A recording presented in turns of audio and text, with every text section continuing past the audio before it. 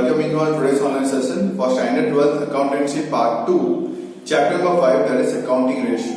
So, accounting ratio हम company का क्यों फाइंड करते हैं? To take the judgment about the financial positions of the company.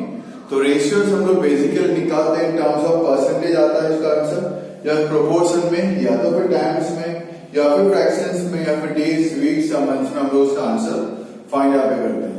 Ratios find करने के दो तरीके, क्लासिफिकेशन के दो तरीके, one traditional one and the other one is functional one. तो based on the functional one हमें यहाँ पे सीखना है. तो फंक्शनल के बेस पे कुछ 4 टॉपिक, मेन टॉपिक के अंदर रेशियोज को डिवाइड किया गया है. So number first topic is profitability analysis. Profitability ratios, उसके अंदर पहला आता है ग्रॉस प्रॉफिट रेशियो. पहला आता है gross profit ratio. Gross profit ratio, the formula for it is gross profit whole upon net sales multiply by 100. इसका answer in terms of percentage form में आपको अवेलेबल यहाँ पे होता है. ओके, जहां पे ग्रॉस प्रॉफिट ढूंढना हो, where gross profit equal to sales minus cost of goods sold. Okay, yeah, you can say cost of goods sold equal to sales minus gross profit, or else you can also say sales equal to gross profit plus cost of goods sold. Gross cost of goods sold की एक और formula है, that is opening stock plus purchase means net purchase. Purchase का मतलब net purchase, purchase minus purchase return plus purchase के expenses minus closing stock. इससे भी आपको मिलता है cost of goods sold. Based on the contents whatever it is given in the sum itself, based on that you got to find the details of it. चाहे आपको gross profit find करने की बात की हो और नेट सेल्स फाइंड करने की बात की हो, ये फॉर्मूला के बेस पे आप सब फाइंड यहाँ पे कर सकते हो. Okay, second is my net profit ratio. Second is my net profit ratio. Okay, first is my gross profit, net profit. तो इसकी फॉर्मूला है net profit after tax. Net profit after tax upon net sales multiply by 100. Net profit after tax upon net sales into 100. In company final accounts के अंदर, company final accounts के अंदर आपने profit and loss का format आपने already go through किया. I hope so कि आपको अभी भी लर्न हो चुका है. ओके, उसमें था रेवेन्यू फ्रॉम ऑपरेशन मतलब sales plus other income, total revenue. उसके बाद एक्सपेंसेस था, एक्सपेंस की पूरे 6, 7, 8 थे एक्सपेंसेस के, वो टोटल एक्सपेंस मिलता था. फिर इनकम में से एक्सपेंस को लेस किया तो मुझे मिलता प्रॉफिट बिफोर टैक्स. उसमें से मैंने प्रोविजन फॉर टैक्स माइनस किया तो मुझे मिलता था प्रॉफिट आफ्टर टैक्स. तो ये हो गया net profit after tax upon net sales into 100. तो नेट प्रॉफिट कुछ उस तरीके से मिलेगा अगर कभी किसी में फाइंड करने की बात की जाती है तो, in that particular case. Number third is operating ratio.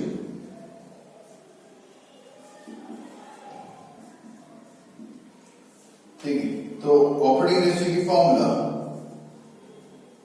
Operating cost plus the operating expense plus cost of goods sold whole upon net sales multiply and cost of goods sold आपको मैंने बता दिया कैसे मिलता है. ऑपरेटिंग कॉस्ट के अंदर operating cost बोले या ऑपरेटिंग एक्सपेंस, जस्ट एक बार लेट मी कंफर्म. कॉस्ट बोले एक्सपेंस बोले बात तो वही है. स्टिल ऑपरेटिंग एक्सपेंस में लिखना है तो हम ये एक्सपेंस लिखते हैं. So that's confused now how I could say.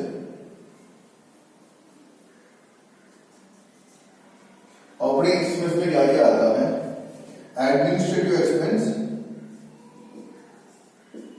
Selling and distribution expense, depreciation. Okay, ये आता है मेरा पे of administrative expense, selling and distribution expense, employ benefit expense, depreciation, okay, and amount written off. Employ benefit expense, मतलब salary हो, bonus हो, employees को देते हैं, और जो अमाउंट राइट ऑफ करते हैं वो an amount written of. Okay, ये आता ऑपरेटिंग एक्सपेंसेस के अंदर। ओके, इसके अंदर फिर नंबर 4 दिख है, प्रॉफिटेबिलिटी के अंदर 4 रेशियो फाइंड करने हैं। Operating profit ratio,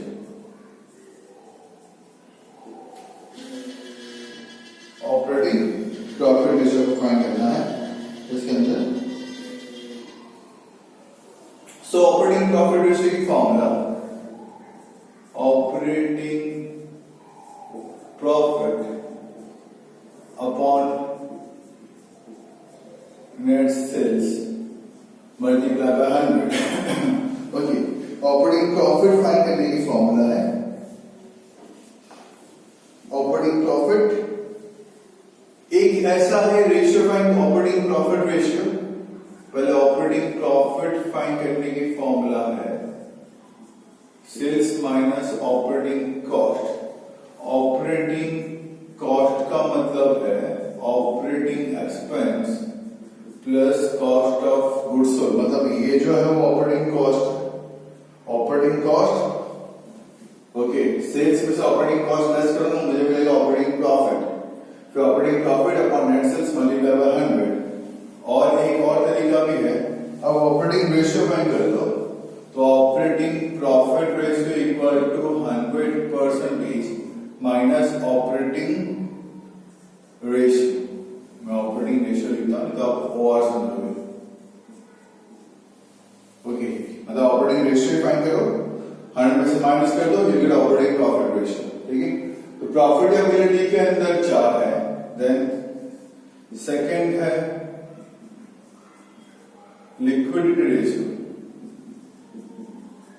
liquidity ratio इसके अंदर 2 है, एक है करंट रेशियो जिसकी फॉर्मूला है current assets upon current liabilities. इसका आंसर रेशियो 1:1 में इसका आंसर यहाँ पे आता है, इसका आंसर रेशियो 1:1 में इसका आंसर यहाँ पे आता है। ओके, करंट एसेट्स आपने ऑलरेडी फॉर्मेट पढ़ा हुआ है अपने फाइनल अकाउंट्स लॉस में था, एसेट्स में current assets, stock, debtors, bank balance, cash balance, inventories, receivables, prepaid, तो ये सब मेरे करंट एसेट्स हैं। करंट लायबिलिटीज, उसके भी पूरी लिस्ट है, short term provision, short term borrowings, trade payables, okay, outstanding expense, pre receive income, तो ये सब थे मेरे यहाँ पे करंट लायबिलिटीज। तो current assets upon current liabilities, ऐसा माना जाता है कि इसका बेस्ट रेशियो जो होता है वो 2:1 होता है, मतलब करंट एसेट्स हमेशा मेरे करंट लायबिलिटी से डबल होगी। अगर डबल होती है देन वी बिलीव कि भाई कंपनी की financial position in terms of liquidity बहुत ही बेस्ट। ठीक है, इसके अंदर सेकंड है, ये फर्स्ट था, इसके अंदर सेकंड है liquid ratio, liquid assets upon current liabilities, liquid assets upon current liabilities, where liquid assets equal to current assets minus stock minus prepaid expense. Current assets में से आप स्टॉक और प्रीपेड एक्सपेंस को minus कर दोगे, you will get liquid assets. क्यों minus करना है? बिकॉज स्टॉक का मतलब जो स्टॉक बिका नहीं है तो के पैसे में इमीडिएटली कैसे कन्वर्ट होगा, और जो अमाउंट मैं पहले से पे कर चुका हूँ प्रीपेड एक्सपेंस, उसको तो वापस लेना सही नहीं है। ठीक है, इसलिए इन दोनों की लिक्विडिटी कंडीशन थोड़ी सी वीक होती है, इसलिए लिक्विड एसेट के अंदर करंट एसेट टोटल में से इन दोनों का लेस कर दोगे, liquid assets upon the current liabilities जो है वही है, ये बी। देन नंबर सी, सी में आपको देखिए रखा हुआ है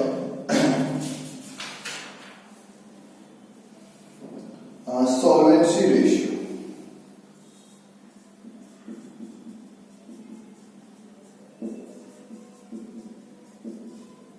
उसके अंदर पहला है डेब्ट इक्विटी रेशियो,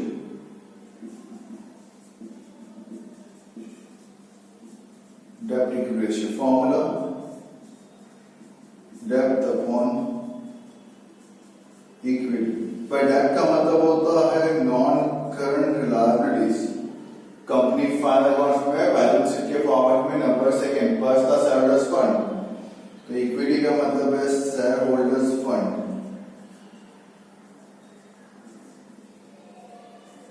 ओके, इसका आंसर ईस्ट-टू-1 में रखना है मुझे। इनका आंसर भी ईस्ट-टू-1 में आएगा, इन सब का आंसर परसेंटेज में आएगा। ओके, 100 से मल्टीप्लाई, दैट्स व्हाई। ओके, उसके बाद सेकेंड है मेरा यहाँ पे टोटल एसेट्स टू डेप्थ रेशियो। टोटल एसेट्स टू डेप्थ रेशियो, ठीक है। इसको तो लर्न करने की रिक्वायरमेंट्स ही नहीं है, खुद ही फॉर्मूला बोल देता है। टोटल एसेट्स मतलब non current assets plus current assets upon depth. Depth तो मैंने आपको बता दिया है, नॉन करंट लायबिलिटीज को डेप्थ बोलते हैं। Long term borrowings, long term provisions जो है वो 3। Okay, other long term non current liabilities वो इसके अंदर आता है। तो debentures you can see. Okay, तो debentures become the depth for the company. Okay, shareholders fund के अंदर क्या आता है? Share capital, reserve and surplus. Share capital मतलब reserve and equity share capital, preference share capital, reserve and surplus, securities premium, profit and loss, वो सब आएगा मेरे इक्विटी के अंदर। टोटल एसेट्स मतलब current assets plus non current assets मतलब total assets. Total कभी कभी क्वेश्चन में ऐसा भी दिया होता है क्वेश्चन करने के लिए, आपको सारे लायबिलिटीज के नाम दिए हैं, आपको बोल दिया जाएगा फाइंड करो भाई टोटल एसेट्स टू डेप्थ रेशियो। टोटल लायबिलिटीज सारे जो होते हैं वो प्लस करो, वही आते हैं टोटल एसेट्स भी मेरे यहाँ पे। तो टोटल लायबिलिटी टोटल एसेट्स दोनों सेम होते हैं, ठीक है। Total assets upon non current liabilities, इससे आपको आंसर मिल जाएगा। उसके बाद थर्ड है मेरा प्रोप्राइटरी रेशियो, इसी में नंबर थर्ड है।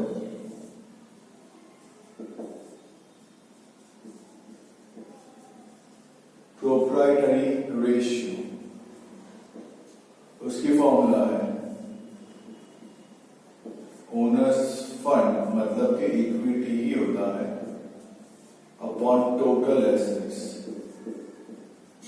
कैसे फाइंड करना है सब आपको मैंने यहां बता ही दिया है, ठीक है। और उसके बाद नंबर 4 है इंटरेस्ट कवरेज रेशियो।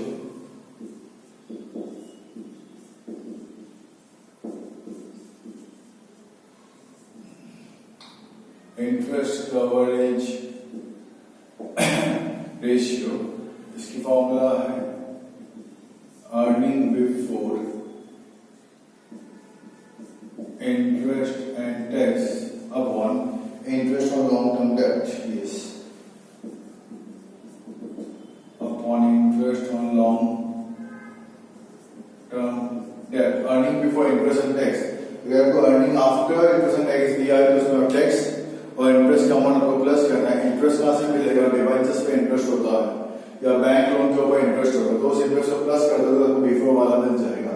तो earning before interest and tax upon interest on long term डेब्ट, इससे मुझे मिलता है इंटरेस्ट कवरेज रेशियो का आंसर, ठीक है। एंड लास्ट है मेरा पे डी।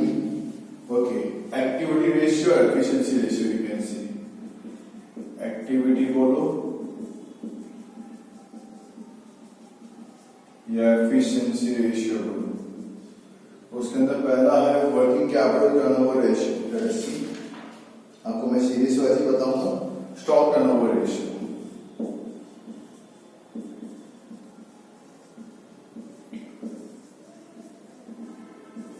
उसकी formula okay, cost of goods sold upon average stock.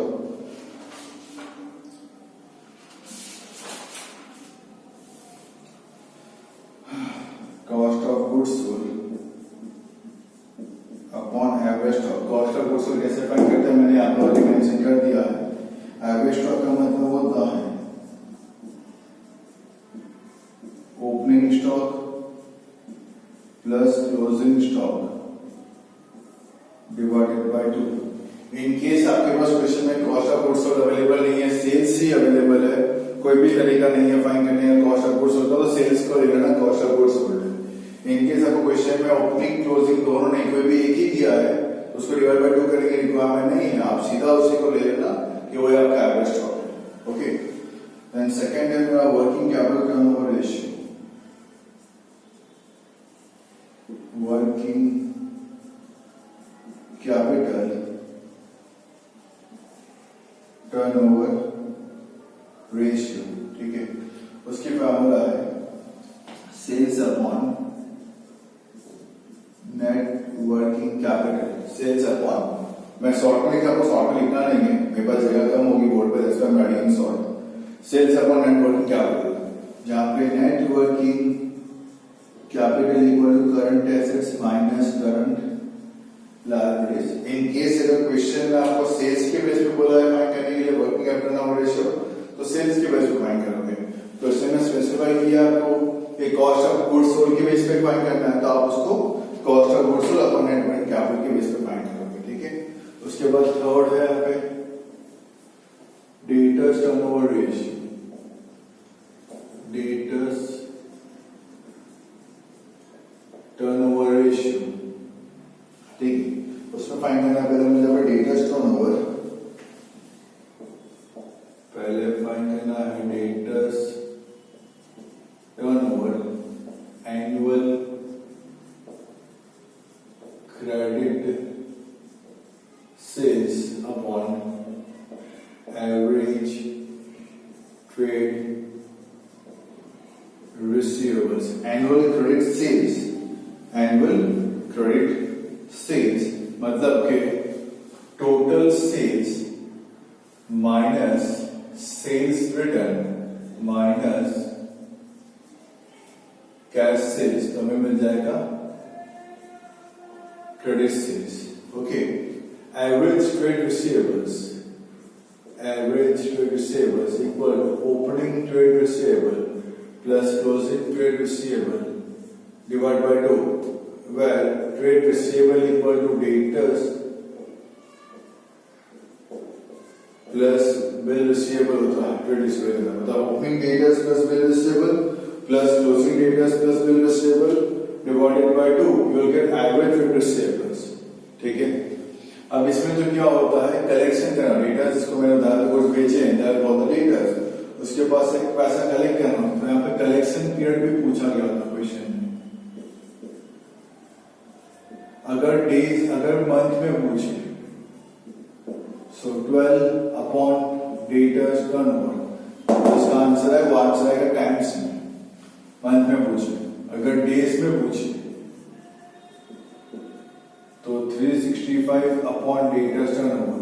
अगर वीक में पूछे तो 52 वीक होते पूरे साल में अपॉन डेटर्स टर्नओवर, ठीक है। और अगर क्रेडिटर्स टर्नओवर की बात की जाए, क्रेडिटर्स टर्नओवर रेशियो, इसी का उल्टा, तो पहले फाइंड करना पड़ेगा creditors turnover,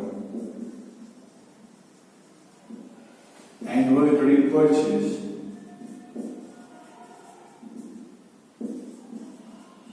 upon average trade payables, ठीक है। एनुअल क्रेडिट परचेज कैसे मिलेगा, same, credit purchase equal to total purchase minus purchase return minus cash purchase. Average trade payables कैसे मिलेगा, opening trade payable plus closing trade payable divide by 2। Trade payables का मतलब क्या, bills payable plus creditors, okay, तो मिल जाएगा। फिर अगर ये भी यहाँ पे पेमेंट करना होता है, तो पेमेंट पीरियड भी होता है, फाइंड करने को बोला गया हो क्वेश्चन में, अगर बोला गया है तो ही करना है।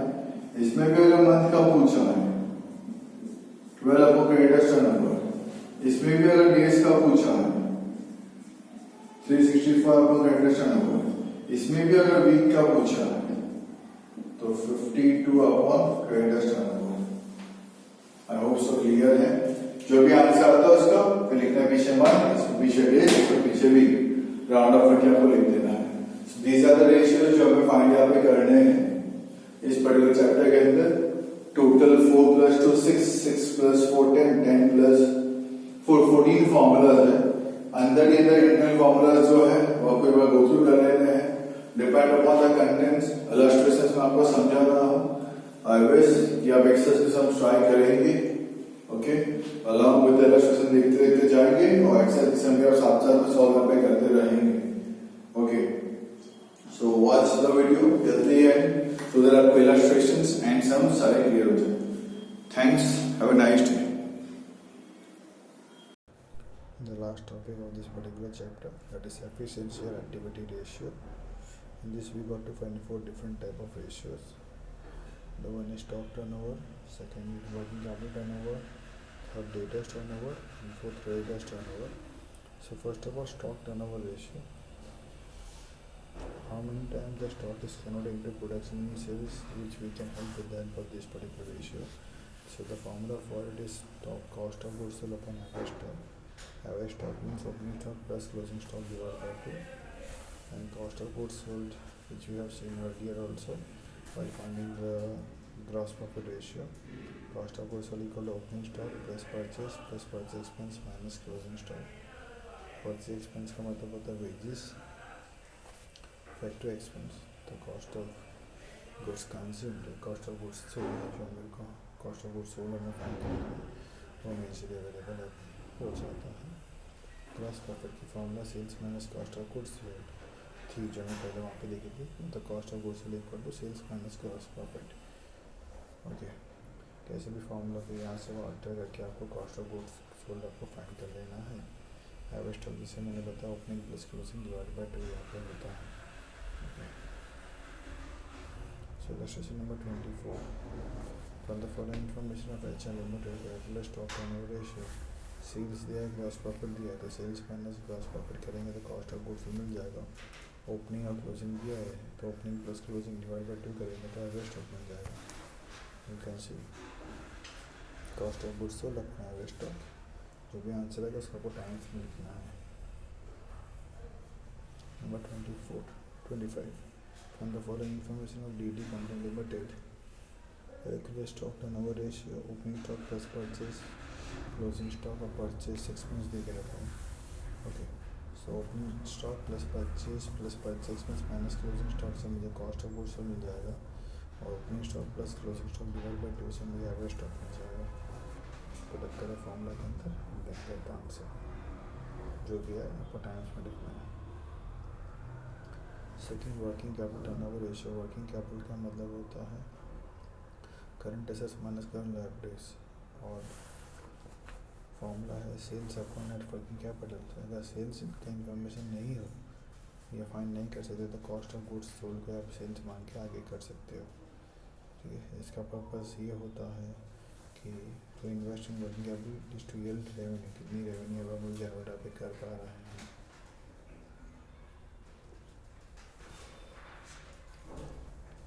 From the following information of HR limited calculate working capital turnover. Total sales दिया है, सेल्स रिटर्न दिया है, तो सेल्स माइनस सेल्स रिटर्न से आपको नेट सेल्स मिल जाएगा. अपन वर्किंग कैपिटल मतलब C A minus C L, current asset minus current liabilities, तो sales upon net working capital. इसका भी जो आंसर है आपको टाइम्स में लिखना है. From the following information of M I limited calculate working capital turnover. Working capital आपको देखे रखा हुआ है. कॉस्ट ऑफ गुड्स सोल्ड दिया है, ग्रॉस प्रॉफिट रेट दिया 25%. तो sales upon net working capital की फॉर्मूला सेल्स में तो cost of goods sold plus gross profit. Gross profit का रेट दिया 25%, सेल्स होता है 100 और कॉस्ट ऑफ गुड्स सोल्ड का 75. 75% अगर 15 लाख है तो 100% कितना होगा, 20 लाख होगा. कैसे, 15 lakh divide by 75 multiply by 100. Sales में 20 लाख अपॉन वर्किंग कैपिटल आपको 3 लाख दे के रखा हुआ है. On the base of cost of goods sold करते हैं तो 5 times answer. Cost of goods sold करते हैं तो ये सेल से करना है. अगर बोला है कॉस्ट ऑफ गुड्स सोल्ड से करने के लिए तो आंसर भी 5 times. From the following information of M company limited calculate करना है वर्किंग कैपिटल टर्नओवर. सेल्स दिया है, नॉन करंट एसेट्स दिया है, टोटल लायबिलिटीज दिया है, नॉन करंट लायबिलिटीज दिया है, और टोटल एसेट्स दिया है, सेल्स दिया है. सेल्स दे के रखा है, मुझे फाइंड करना है अपना वर्किंग कैपिटल. तो current assets minus current liabilities. Current assets find करने के लिए टोटल एसेट्स में से नॉन करंट एसेट्स माइनस कर दोगे तो करंट एसेट्स मिल जाएगा. और total liabilities, current liabilities find करने के लिए टोटल लायबिलिटीज में से नॉन करंट लायबिलिटीज माइनस कर दोगे, आपको करंट लायबिलिटीज मिल जाएगा. तो हो गया करंट एसेट्स से current assets minus current liabilities मिल जाएगा. Working capital 15 lakh minus 10 lakh 5 lakh. Sales आपको 25 लाख दे के रखा है. आगे आंसर बेटा 5 times. Debtor turnover ratio. Debtor turnover formula credit sales upon average trade receivable. Credit sales find करना हो तो net sales minus sales return minus cash sales. तो will get credit sales. Average trade receivable का मतलब opening trade receivable plus closing trade receivable divide by 2। Trade receivable का मतलब होता है डेटर्स ऑफ द रिसीवेबल, दोनों को मिला के मतलब opening debtors and bill receivable plus closing debtors and bill receivable upon 2 करना है मुझे। ये रेशियो से मुझे इन्फॉर्मेशन मिलता है कितनी जल्दी मुझे पैसे पे रिकवर हो सकते हैं, डेटर्स के पास पैसे लेने होते हैं। तो कलेक्शन पीरियड अगर बोला गया मंथ में फाइन करें तो 12 अपॉन डेटर्स टर्नओवर, वीक में बोला तो 52 अपॉन डेटर्स टर्नओवर, और डेज में बोला तो 365 upon debtors turnover. From the following information of R limit determine debtors turnover and collection between month, week and days. Sales दिया, opening debtors and bill receivable दिया, closing cash sale दिया है, closing debtors and bill receivable दिया है। तो total sales में से cash sales minus करोगे आपको क्रेडिट सेल्स मिल जाएगा। Opening debtor and bill receivable plus closing debtor and bill receivable divided by 2 आप करोगे तो आपको एवरेज ट्रेड रिसीवेबल्स भी अवेलेबल यहाँ पे हो जाएगा। Putting that in the form like और 10 टाइम्स, अगर मंथ में पूछा है तो 12 अपॉन 10 1.2 मंथ्स, अगर वीक में पूछा है तो 52 अपॉन 10, डेज में पूछा है 365 अपॉन 10। ओके, जितनी जल्दी रिकवरी है वो दिखता है लेटेस्ट टर्नओवर रेट से। From the following information of RH Company Limited, calculate latest turnover and collection period in days. Cost of goods sold दिया है, cash sales दिया है, average trade, opening trade receivable, gross profit और closing trade receivable दिया है। हमें find करना है क्रेडिट सेल्स। तो क्रेडिट सेल्स की फॉर्मूला है total sales minus cash sales. Total sales तो दिया नहीं है, तो cost of goods sold plus gross profit करेंगे तो हमें टोटल सेल्स मिल जाएगा। उसमें से कैश सेल माइनस कर दो के credit sales upon average trade receivables, मतलब कि opening trade receivable plus closing trade receivable divided by 2। ये 24 टाइम्स कलेक्शन पीरियड पूछा गया मुझे, इन डेज पूछा गया, तो 365 upon 24 what are the answer is. Creditors turnover is called the credit purchase upon average trade payables. Credit purchase मतलब purchase minus purchase return minus cash purchase. Average trade payables का मतलब opening trade payable plus closing trade payables divide by 2। Trade payable के अंदर creditors और bills payable दोनों आ जाते हैं। यहाँ पे पेमेंट पीरियड आता है, मंथ में वो 31 अपॉन क्रेडिटर्स टर्नओवर, वीक में पूछे तो 52 अपॉन क्रेडिटर्स टर्नओवर, और डेज में पूछे तो 365 अपॉन क्रेडिटर्स टर्नओवर।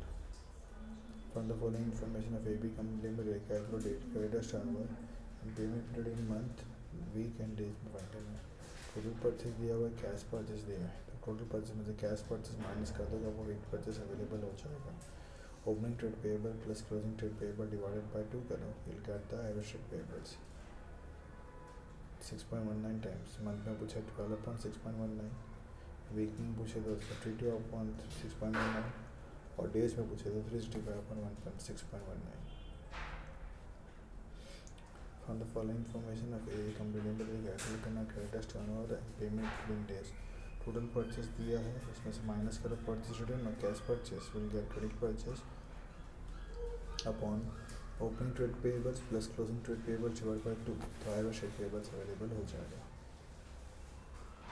डेज में पूछा है, पेमेंट पीरियड तो 65 upon 6, 60.83 and 61 days. So now you can practice the sums of exercise. You can draw the sums from exercise. You will formulas clear है, put up करना formulas and try to find. So in the next lecture we solving of the sums of exercise.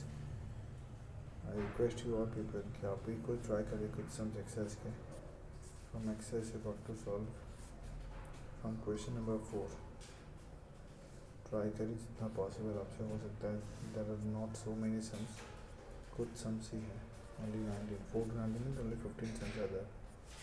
So I wanted people to try just 15 sums. जितना possible आपसे हो सकता है उतना करें, बाकी सब मैं बोर्ड पर आपको करवा दूँगा, then you can easily check the sums whether it is correct or not.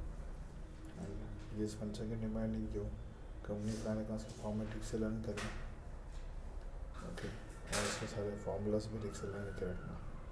Okay, thank you all, stay home, stay safe and keep learning, have a nice day.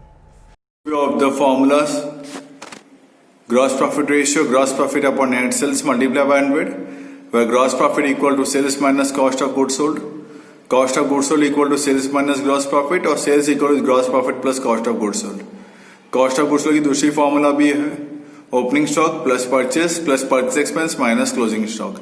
Second is net profit ratio, net profit after tax upon net sales into 100. Third is operating ratio, operating expense plus cost of goods sold upon net sales into 100. Where operating expense के अंदर कौन से expense आते हैं? Administrative expense plus selling and distribution expense plus depreciation plus employee benefit expense plus amount written of.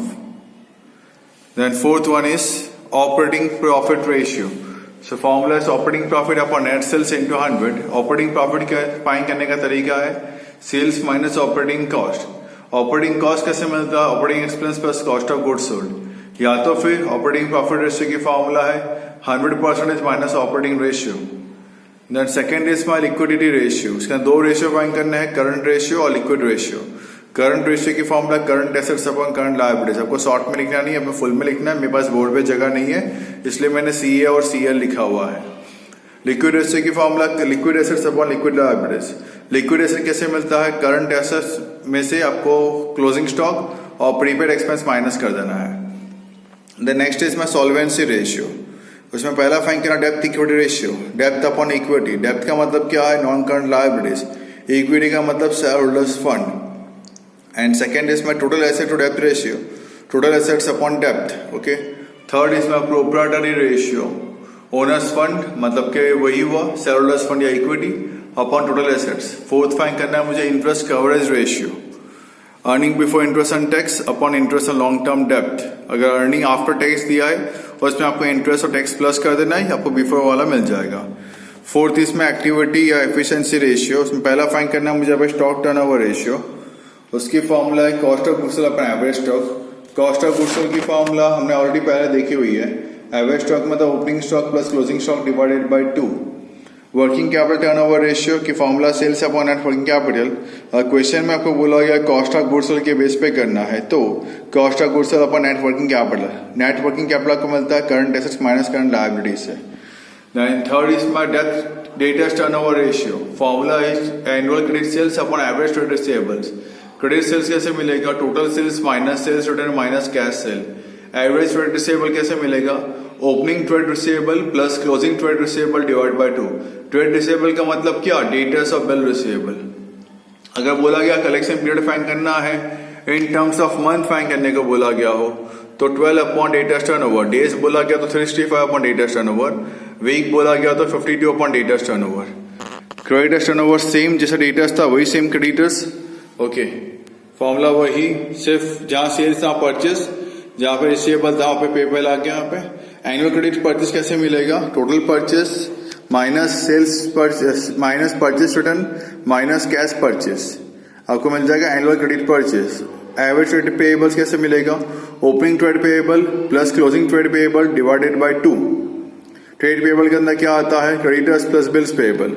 यहाँ पे आएगा आपका पेमेंट पीरियड. अगर मंथ में पूछा गया तो 12 अपॉन क्रेडिटर्स टर्नओवर. डेज में पूछा गया है तो 365 अपॉन क्रेडिटर्स टर्नओवर. वीक में पूछा तो भाई 52 अपॉन क्रेडिटर्स टर्नओवर. तो फॉर्मूला आप ठीक से यहाँ पे लर्न यहाँ पे कर लेना. ठीक है, रिवाइज करते रहना.